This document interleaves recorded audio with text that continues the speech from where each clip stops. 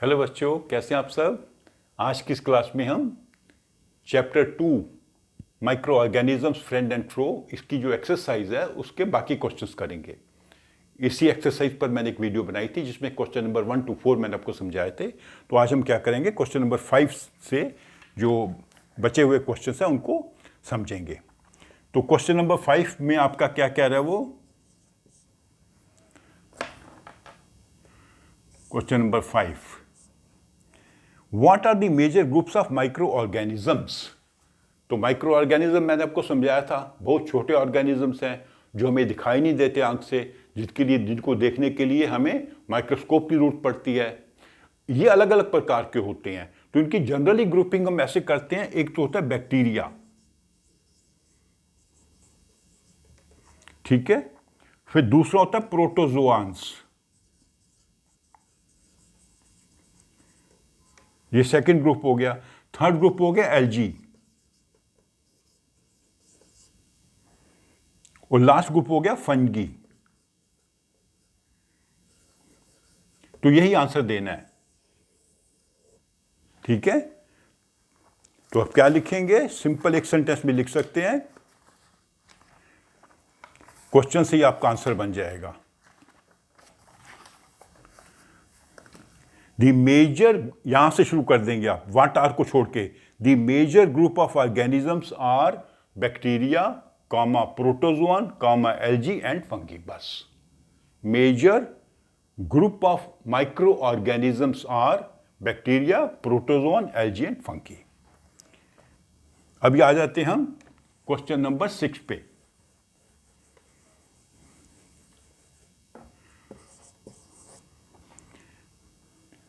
Name the micro organisms which can fix micro atmospheric nitrogen in the soil.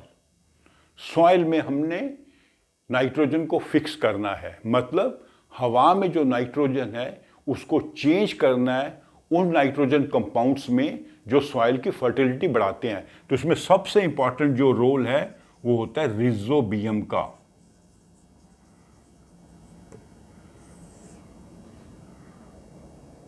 ठीक है। फिर blue algae भी होता है, ब्लू ग्रीन एल्जी।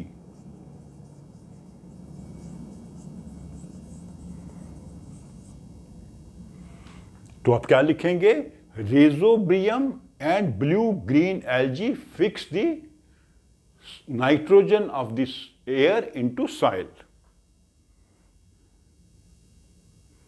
ठीक है। फिर आ जाते हैं हम क्वेश्चन नंबर 7 पर।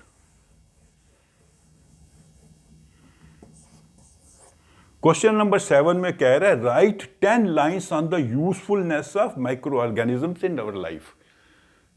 हमने कहा ना कि कुछ माइक्रो ऑर्गेनिज्म हमारे लिए फ्रेंडली होते हैं, कुछ हमारे लिए फो होते हैं, हमारे लिए हानिकारक होते हैं, कुछ हमारे लिए लाभदायक होते हैं। तो जो लाभदायक हैं उनके बारे में 10 लाइन्स लिखनी है, 10 पॉइंट्स नहीं लिखने, मतलब 3-4 पॉइंट आप लिखेंगे तो 10 लाइन्स आपकी बन जाएंगी। तो मैं आपको समझा देता हूं क्या उसके हैं।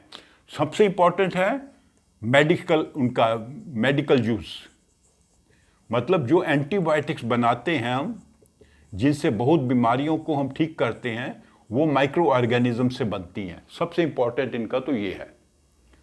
सो many types of antibiotics are made using microorganisms to cure diseases. तो ये एक हो गया पॉइंट।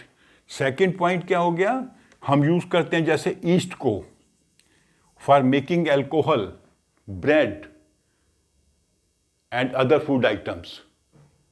तो अल्कोहल बनाना है, बियर बनानी है, ब्रेड बनानी है, केक्स बनाने हैं, तो इडली बनानी है, तो जहां भी हमें फर्मेंटेशन की जरूरत पड़ती है तो वहां पे ईस्ट हमारे काम आता है।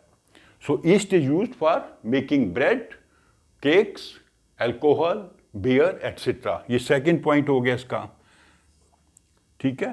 थर्ड, लैक्टोबैसिलस, ये दही बनाने के काम आता है, ठीक है। फिर सबसे इंपॉर्टेंट काम, decomposition of waste material, animal waste हो, ह्यूमन वेस्ट हो, प्लांट वेस्ट हो, उसको माइक्रो ऑर्गेनिज्म डीकम्पोज कर देते हैं और मैन्योर में बना देते हैं। उसके परिणाम स्वरूप क्या होता है, एक तो हमारा एनवायरनमेंट क्लियर रहता है, वातावरण साफ रहता है, जो भी पशु मर जाए या जो एनिमल वेस्ट हो, ह्यूमन वेस्ट हो, प्लांट वेस्ट हो, अदरवाइज वो हमारे लिए हानिकारक हो जाएगा। बट दीज माइक्रो ऑर्गेनिज्म उसको डीकम्पोज कर देते हैं और उसको कन्वर्ट कर देते हैं मैन्योर में या ह्यूमस में, जो हमारे सॉइल की फर्टिलिटी को इम्प्रूव करते हैं और हमारे वातावरण को साफ रखते हैं। और कई जगह पे अगर आपने गोबर गैस बनानी है वो भी होगा। तो ये बड़ा एक इम्पॉर्टेंट रोल है माइक्रो ऑर्गेनिजम्स का। तो ये 3-4 पॉइंट को लेकर अब लिखेंगे तो आपकी 10 लाइन्स बन जाएंगी। ठीक है, थोड़ा लिखने की प्रैक्टिस कीजिए, बुक से भी देखिए, खुद भी प्रयास कीजिए। फिर अगला पॉइंट क्या है हमारा, question number 8, right A short paragraph on harmful effects. अभी हमने लिखा था हमको लाभ क्या है, अब नुकसान क्या होगा हमें, हार्मफुल, हमें क्या नुकसान होता है इनसे।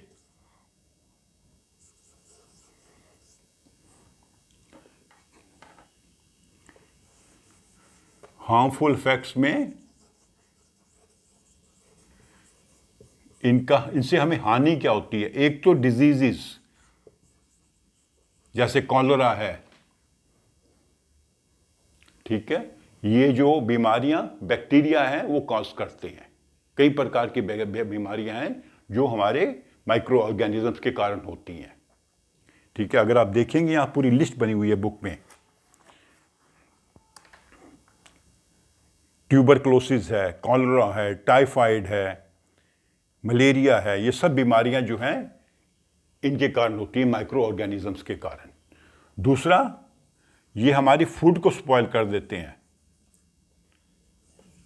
हमारे खाने को खराब कर देते हैं, खाना जो है वो खाने योग्य नहीं रहता। तो ये 2 पॉइंट लेके आप छोटा सा पैराग्राफ लिख सकते हैं। एक, कुछ माइक्रो ऑर्गेनिजम्स हैं जो हमारे शरीर में रोग काज करते हैं, जैसे मलेरिया, ट्यूबरक्लोसिस, टाइफाइड, कॉलरा, और कुछ जो हैं बैक्टीरिया हैं हमारे खाने को वो खराब कर देते हैं, हम खाना खा नहीं सकते, वो हमारा खाना वेस्ट हो जाता है, अगर हम खा लें तो हमें रोग लगेगा। ठीक है, अभी आ जाते हैं लास्ट क्वेश्चंस के ऊपर।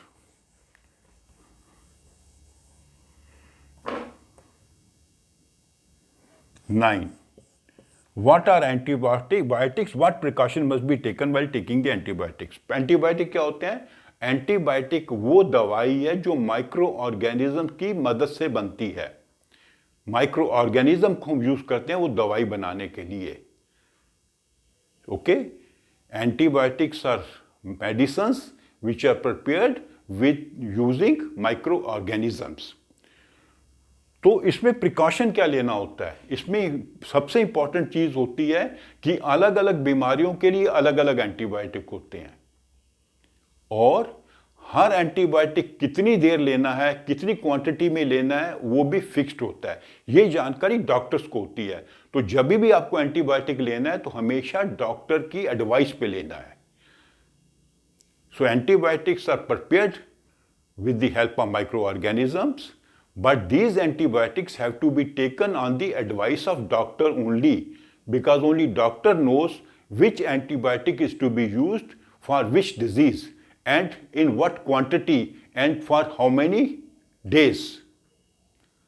तो ये सब चीजें जब आप लिख देंगे उस पैराग्राफ पे छोटा सा, तो आपका आंसर बन जाएगा। ठीक है, तो इस प्रकार हमारी जो एक्सरसाइज है पूरी चैप्टर 2 की वो कंप्लीट हो गई। तो अभी भी अगर आपको कोई पॉइंट समझ नहीं आया है या कोई क्वेश्चन लिखना नहीं आया है तो आप मेरे कमेंट बॉक्स में लिख के मेरे को बताइए, मैं आपको समझाऊंगा कि उसको कैसे आंसर करना है, या उस पॉइंट को मैं फिर से आपको एक बार समझा दूंगा। ओके, तो मेरे इस वीडियो को आप लाइक करो प्लीज़, अपने फ्रेंड्स के साथ भी शेयर करो ताकि वो भी इसको देख के थोड़ा इसका लाभ उठा सकें, और मेरे चैनल को सब्सक्राइब भी करो। Thank you.